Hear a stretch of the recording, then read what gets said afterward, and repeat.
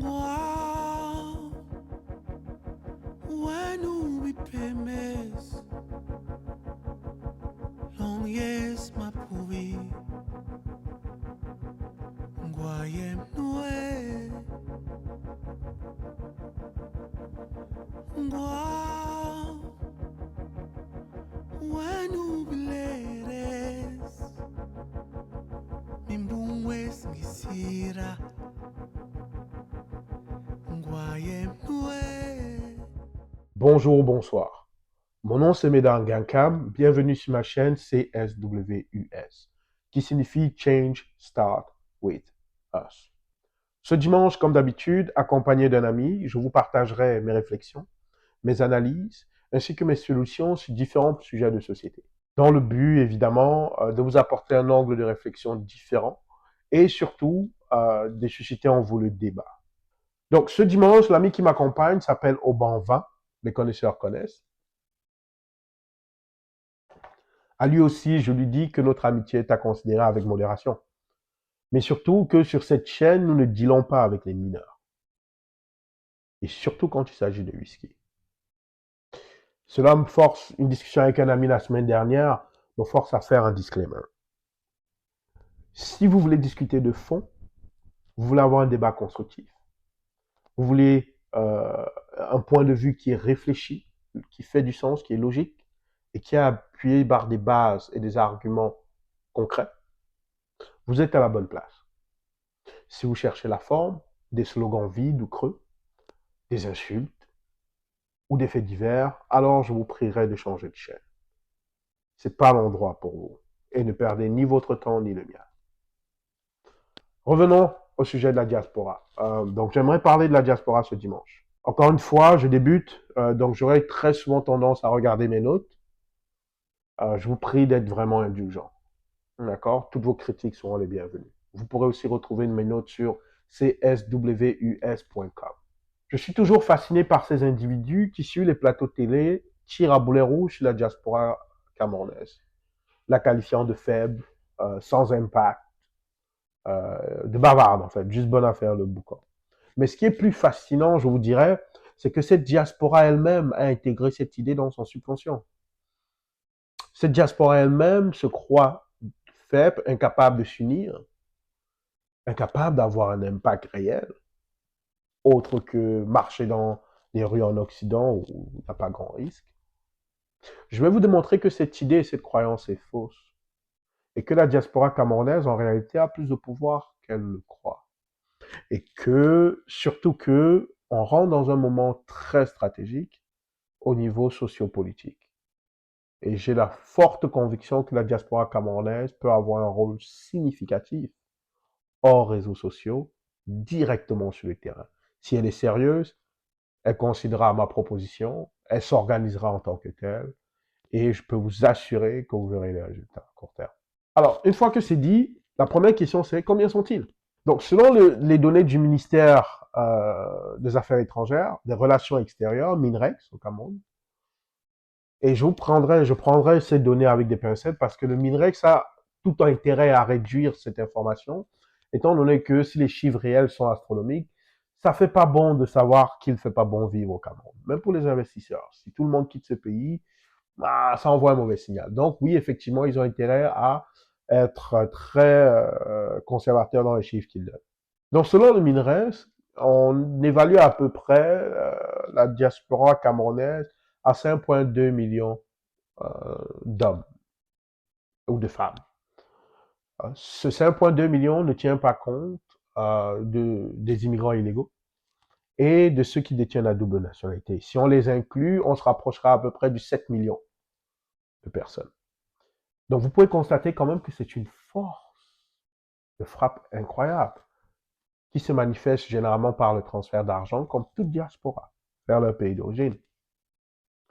En 2022, selon un rapport de la Banque mondiale intitulé Remittance Brave Global Headwind, les migrants camerounais ont expédié vers le Cameroun à peu près 365 millions de dollars, ce qui représente à peu près 230 milliards de francs CFA.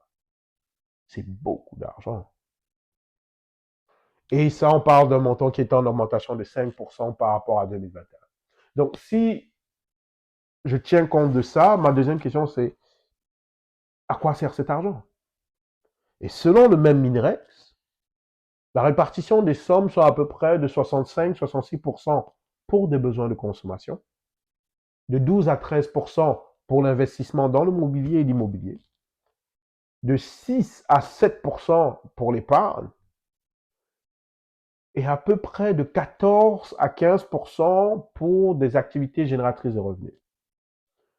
Même si ce 14-15% a l'air négligeable en pourcentage, on parle quand même de 322 millions de francs CFA qui est assigné chaque année environ à des activités génératrices d'emploi. Au-delà de cela, cela veut dire que les sommes sont principalement destinées à l'entretien de la famille. Et vu qu'il n'y a pas de coussin social réellement au Cameroun, de sécurité sociale ou d'assurance, c'est un revenu d'appoint. D'accord? Donc, c'est un revenu d'appoint qui permet de satisfaire les besoins de santé, de scolarisation des enfants, des dépenses à caractère social et religieuse, parfois ésotériques, que ce soit les baptêmes, les deuils, les mariages ou les funérailles, par exemple. Ce qui m'a quand même intéressé dans mes petites recherches, c'est à l'aide des données d'enquête de l'enquête nationale sur le budget et la consommation des ménages au Niger, à peu près en 2011, réalisée par un certain Boutin. Cette étude démontre que la réception de transferts internationaux par les ménages accroît la population d'enfants scolarisés à peu près de 10%. S'agissant de la santé, en 2002, Frank Hammer, dans le cadre d'une étude pour le Mexique, montre que la présence d'un immigrant au sein de la famille diminue le risque d'avoir un nouveau-né d'un point inférieur à la normale. Donc, les transferts de fonds contribuent à faire baisser la mortalité infantile. C'était à peu près entre 5 et 10% à nouveau, le ratio d'impact. Donc, c'est très significatif. Si nous estimons le nombre de la diaspora euh, par ces transferts d'argent au pays, qu'elle affecte directement ou indirectement au moins de 2 à 3 personnes. D'accord? Donc, le transfert d'argent de la diaspora, on peut dire, pour chaque personne de la diaspora, ce transfert d'argent a un impact sur entre 2 et 3 personnes environ. D'accord? Cela voudrait dire qu'en réalité, la diaspora camerounaise, dans sa totalité, si on est très optimiste, que tout le monde envoie de l'argent, pourrait toucher, en fait, affecte ce transfert 14 millions d'âmes.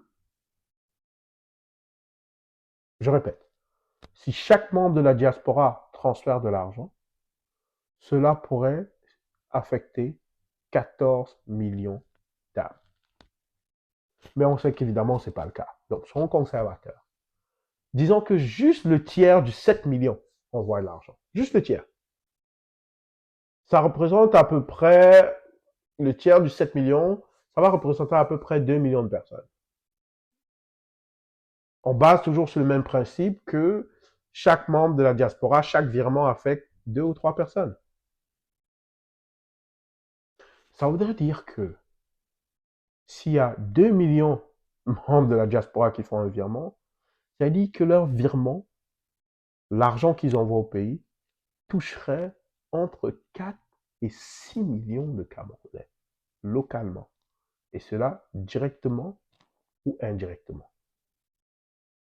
Alors, maintenant que vous avez pris connaissance de l'impact de la diaspora, ma suggestion est la suivante à mes frères et mes sœurs qui vivent à l'étranger.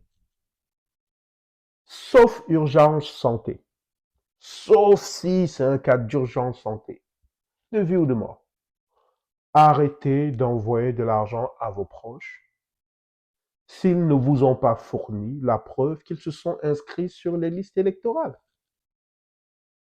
Et s'ils vous fournissent la preuve qu'ils se sont inscrits sur les listes électorales, recommencez les virements. Puis le jour du vote, conditionnez votre transfert d'argent à ce que les membres de votre famille s'inscrivent sur les listes électorales. Enfin, vote, pas s'inscrivent, vote. Dans le jour du vote, vous conditionnez à ce qu'ils votent. S'ils votent, vous recommencez les virements, avec un bonus à la clé. Par contre, s'ils ne votent pas, Arrêtez définitivement l'envoi d'argent à court terme, tout court, à ces gens-là. Avant de jouer au choqué, écoutez mon argument pourquoi je demande de conditionner le transfert d'argent à l'implication sociale, liste électorale et le vote. Parce qu'aujourd'hui, si vous vivez dans une situation d'exil, parce que la situation sociale, économique et politique du pays est catastrophique, rappelez-vous que vous vivez dans un pays où tous les jours on vous rappelle que vous n'êtes pas chez vous, vivant à l'étranger, mais ayant le cœur au Cameroun. Voyons les années passer, puis vieillir, mais avec le cœur au Cameroun. Rappelez-vous de la peine ressentie lorsqu'avec espoir, vous imaginez une vie meilleure chez vous au Cameroun, entouré de vos proches, mais étant dans l'incapacité de le faire. Ces souvenirs d'adolescents qui vous apportent le sourire et ne vous quittent pas, d'où l'expression populaire, si mon pays était normal, qu'est-ce que je ferais ici? Vivre loin de chez vous, en rêvant d'être réunis avec votre famille, et ne pas seulement rentrer enterrer vos parents. Pour ceux qui ont la chance de pouvoir rentrer enterrer leurs parents. Car d'autres n'ont même pas le privilège de pouvoir dire au revoir une dernière fois à leurs parents, qui pourtant se sont sacrifiés pour leur permettre de quitter le pays, pour un avenir meilleur évidemment. Rappelez-vous cette peine profonde face à cette situation d'une profonde injustice qu'est le fait de n'avoir pu parler une dernière fois à sa mère ou à son père et de ne pouvoir rentrer les enterrer. Vivre si loin de chez soi pendant 30 ans pour finir par rentrer et se sentir étranger chez soi, dans la terre de ses ancêtres. Mais sommes-nous donc voués à être apatrides? Ma conviction, c'est que c'est non. Et pour que cela change, pour que vous soyez réunis avec votre pays, vos proches, il faut que ceux qui ont le droit de voter aillent d'abord s'inscrire sur les listes électorales, puis aillent voter. Celui qui ne s'inscrira pas sur les listes électorales ou ne votera pas ne veut pas que la situation change. Il ne veut pas que vous puissiez rentrer vivre sur la terre de vos ancêtres. Ceux qui ne votent pas ne veulent pas que vous soyez réunis avec vos proches, votre famille, que ce soit consciemment ou inconsciemment. Le résultat sera là.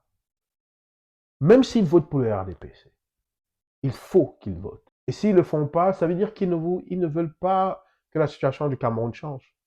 En fait, ils ne veulent pas de vous, ils vous préfèrent loin. Ça veut dire qu'ils ne vous aiment pas.